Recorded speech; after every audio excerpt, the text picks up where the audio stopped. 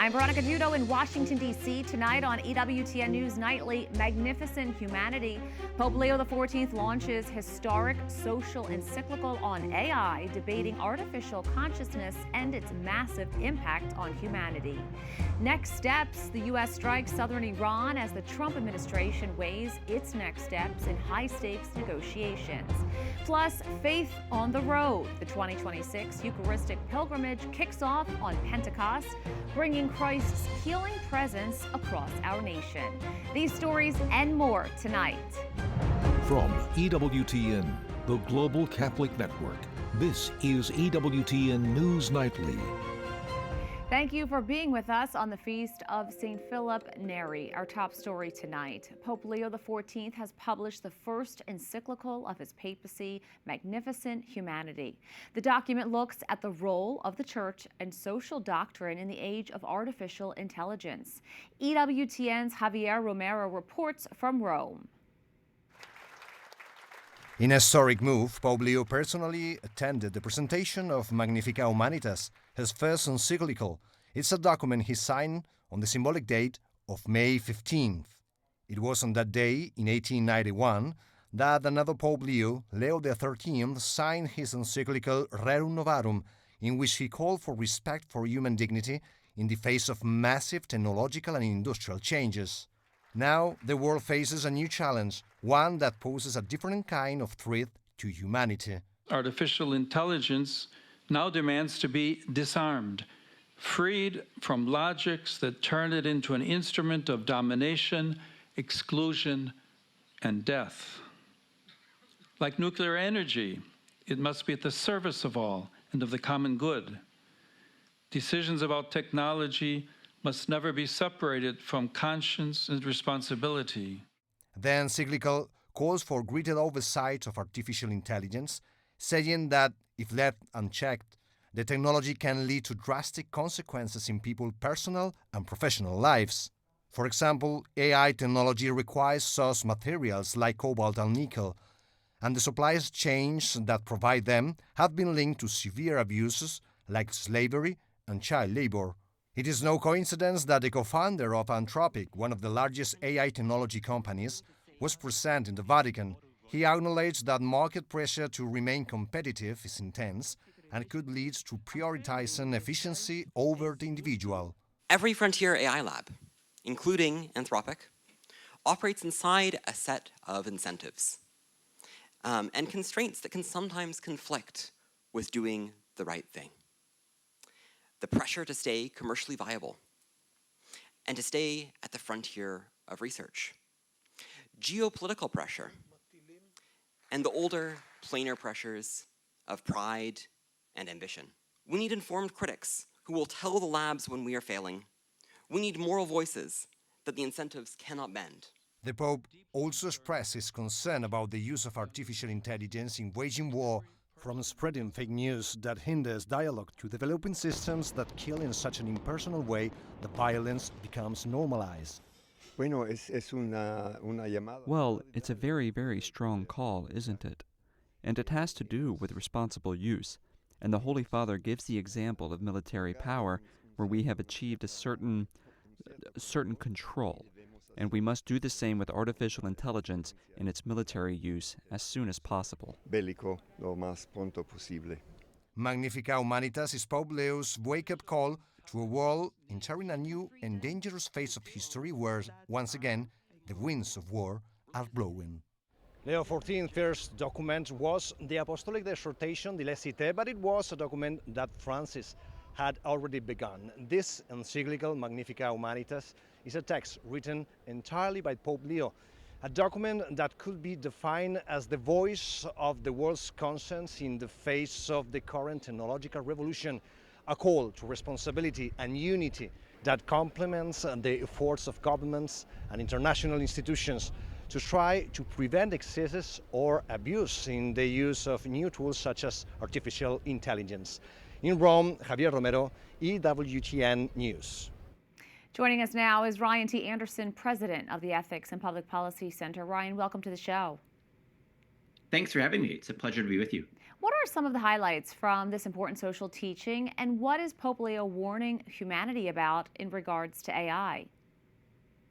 Sure. So the encyclical is really an impressive document. It goes through, a 135-year history of Catholic social thought. And so it walks the readers through, first the history, starting with Leo XIII up through Pope Francis, going, pope by pope by pope, what their distinctive teaching was.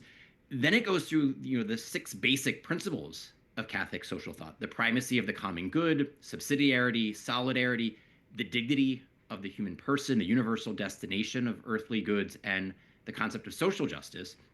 Then it turns to reflection on technology, and both the ways in which human agents have to master technology. We have to be in the driver's seat, not allow ourselves to be shaped by technology, but also a consideration of how every piece of technology itself embodies a certain worldview, a certain anthropology. And so we need to be aware of how our tools are already priming the pump to shape us and our response to them. Do you think tech companies will listen to these warnings, and how can they work with the Vatican on this pivotal topic? That's to be seen. I think clearly some of the tech companies want to listen. We saw at the actual presentation of the encyclical, there was one of the co-founders of Anthropic spoke. You had a clip of him during your coverage. And so I think it's clear that there are some technologists who are aware that the technology is moving faster than ethical reflection. And they want the Vatican to be speaking into this moment. They want people like you and me and our listeners to be holding them accountable to moral truths. They realize that the technology that they are creating and unleashing is something they don't fully understand themselves. And so the Pope's cautions here are really quite helpful, and hopefully we will see some of the tech leaders listen. So we knew that the encyclical was coming. Have you been surprised by the amount of coverage of Pope Leo's encyclical, and why do you think it has resonated so widely? Not surprised, but pleasantly pleased. And I think this is something unique about the Bishop of Rome, the office of the papacy, is that this is one of the only, if not the only, religious leader who can, release an 80-some page document in the embargoed copy that I had that the entire world will pause to take a look at. Now, not everyone read the whole thing. Some people were doing AI summaries of an encyclical on AI, but it says something about the office of the Bishop of Rome. It also says something about the moment in which we find ourselves. There is lots of confusion about what it means to be human. And the central core of Leo's encyclical is a reflection of anthropology. It's a reflection on the human person made in the image and likeness of God. And that is a reflection that the world vitally needs right now. And they're hungry for it. They're hungry for someone to teach them the truth about the human person.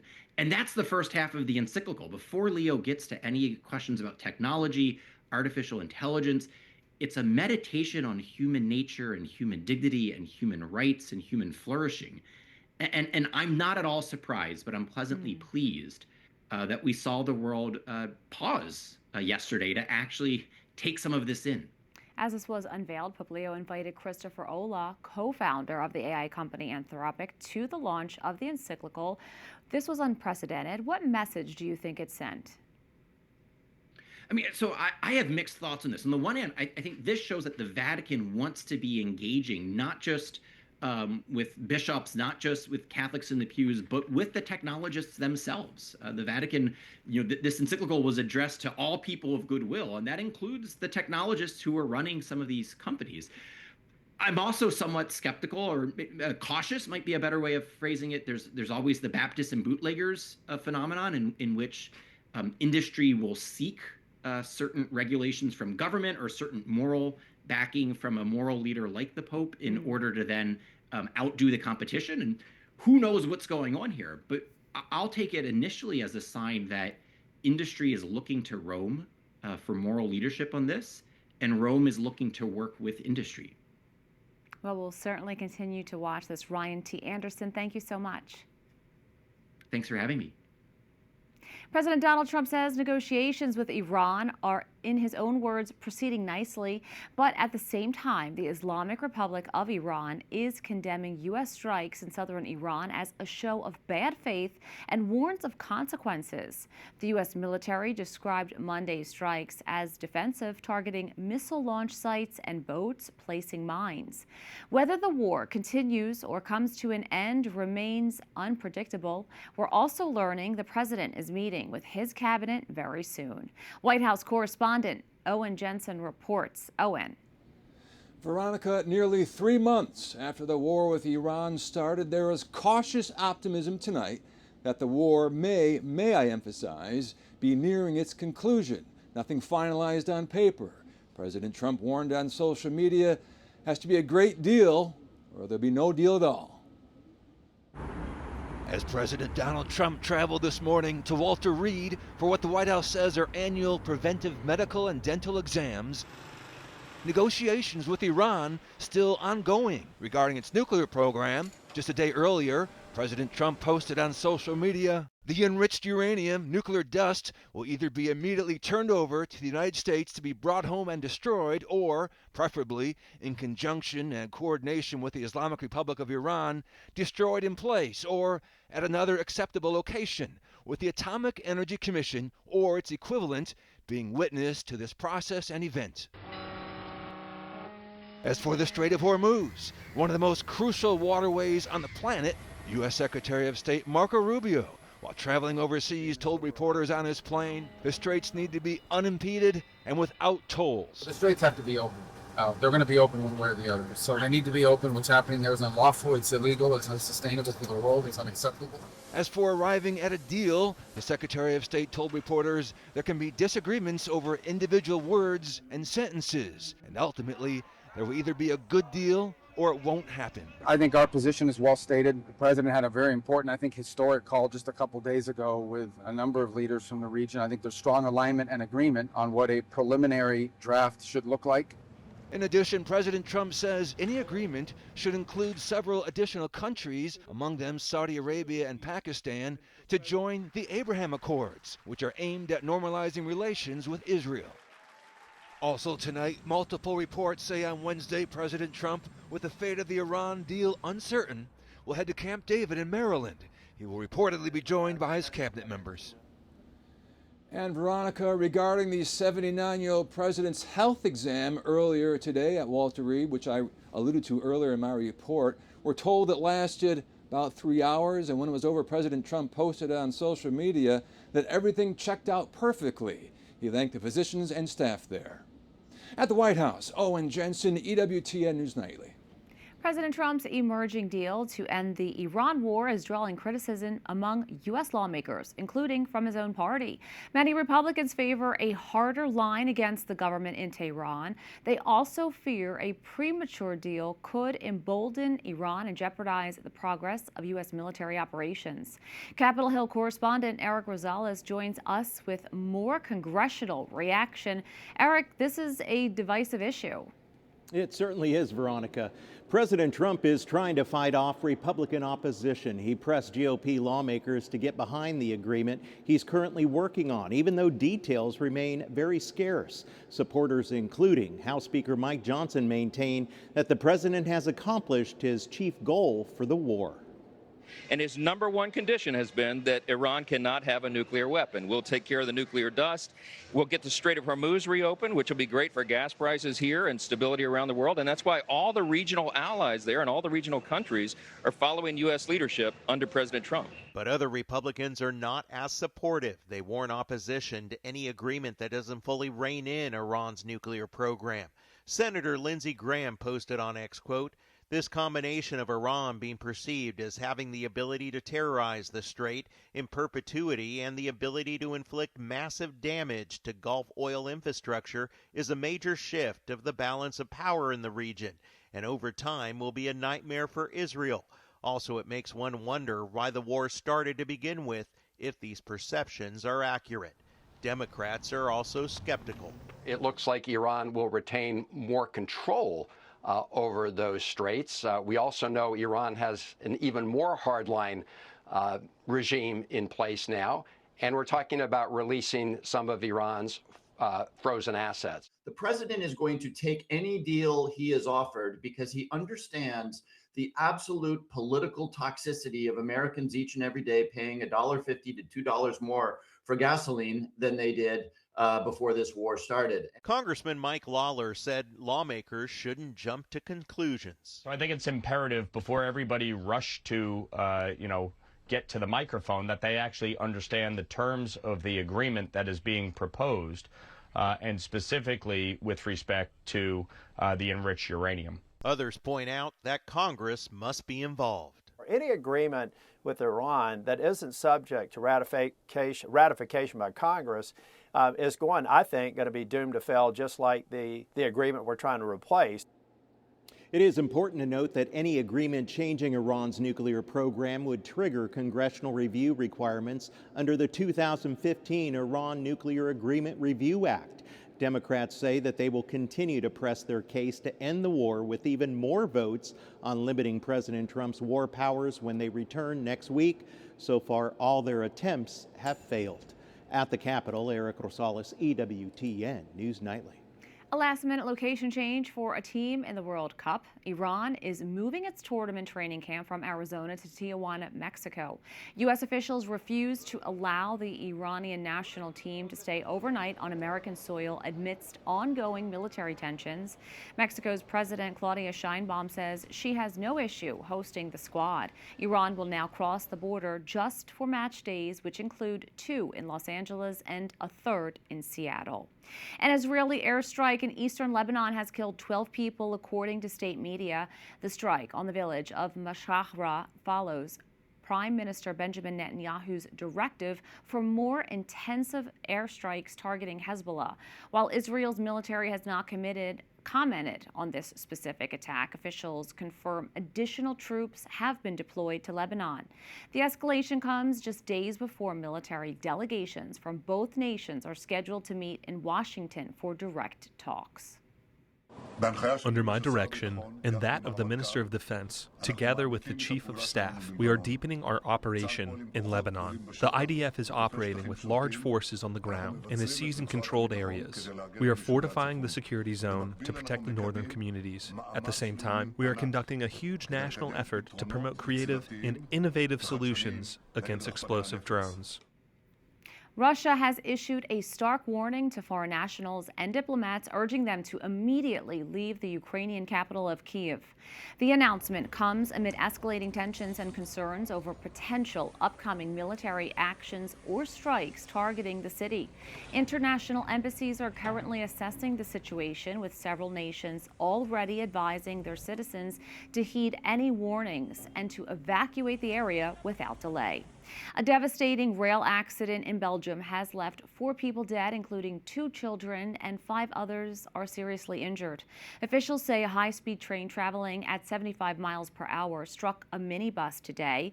Security footage reveals the minibus drove through a closed crossing barrier, leaving the train no time to brake. The driver, an escort, and 2 children died at the scene, while the surviving children remain hospitalized. Local rail traffic has been completely halted. An unprecedented early season of heat wave is smashing records across Western Europe. Experts say the hot temperatures are fueled by a powerful high-pressure heat dome. The UK and France have both recorded their hottest May days in history, with temperatures hitting nearly 95 degrees Fahrenheit in London. The extreme heat has already been linked to at least 7 deaths in France and sparked wildfires in Scotland. Experts warn the intensity of this weather system is linked to human-caused climate change. We have a lot more still to come on EWTN News Nightly. To the polls, Texans cast their vote in a race that could change the state's political landscape for years to come. And the president's redistricting push suffers a setback. We have the details.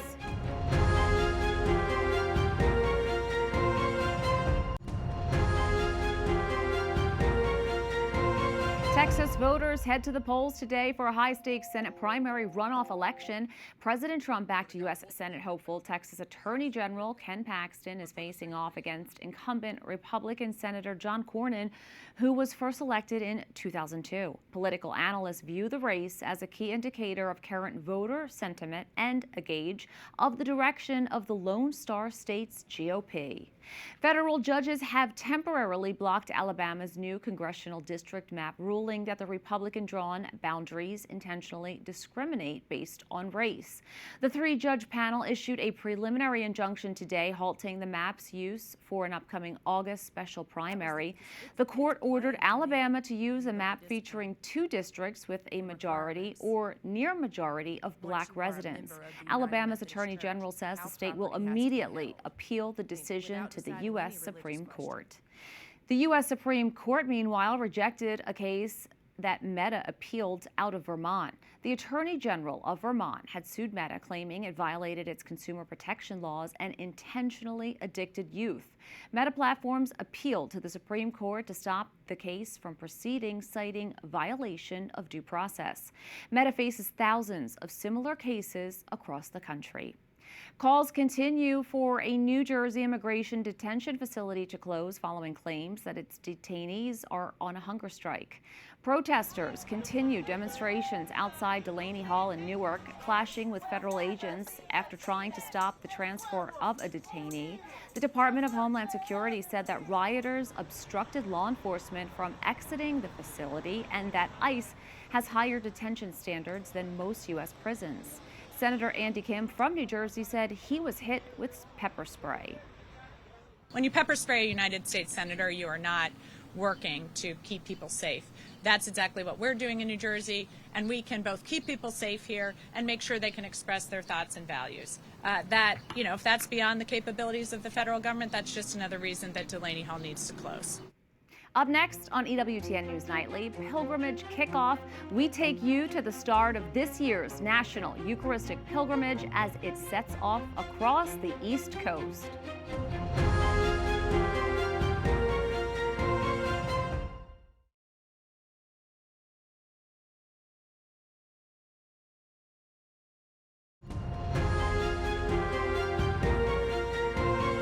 The National Eucharistic Pilgrimage places Jesus Christ front and center as America approaches the 250th anniversary of its founding. From now until July 4th, all are invited to join the procession as it travels up the East Coast to Philadelphia. Correspondent Mark Irons was at the launch and reports from Fernandina Beach, Florida. Not a bad place to kick off this national pilgrimage here in sunny Florida, and we're at just one of the spots where the Eucharistic procession came through here in Fernandina Beach, Florida. The public witness of faith went from a local Catholic church and came here to the city waterfront. Over the past couple of days, we have been following this pilgrimage and hearing from those who watch it go by, including back at the bars and restaurants that line the street in St. Augustine, Florida, where it all started over the weekend. To have a sort of a public witness of faith, is that something you think that's needed in the country? Yes, absolutely. 100%, yeah. Why do you say that? I think maybe people are struggling with their faith, and when they see others out there displaying their faith, it gives them a little confidence to go seek out some growth in their faith. I was surprised that there were so many people of all different age groups also, not just older people maybe in religion, but a lot of, teenagers and stuff like that. St. Augustine was a fitting place to begin this 2026 pilgrimage. The theme is One Nation Under God, and it was on these mission grounds in the city where Franciscan friars first introduced and planted the Catholic faith back in the 1500s, meaning Catholicism in America really began right here with a permanent presence. We spoke with one of the young perpetual pilgrims who will be on this journey all the way up to Philadelphia about this witness of faith as we approach the 250th anniversary of our nation's founding. I feel full of hope for all that the Lord wants to do in our nation, and all the people that we walk by throughout the route, all the people that get to encounter Jesus in the Eucharist. We will continue our coverage of this national pilgrimage as it makes its way up the East Coast. There are some significant historic stops along the way. We'll have all the coverage. Stay cool. It is hot out here. My cameraman Jack had my ice cream cone. Thank you. Stay cool. Keep the faith. Mark Irons, EWTN News Nightly. We thank you for watching tonight. Remember, you can follow us on social media, Facebook, X, YouTube, and Instagram at EWTN News Nightly. I'm Veronica Dudo. Good night and God bless.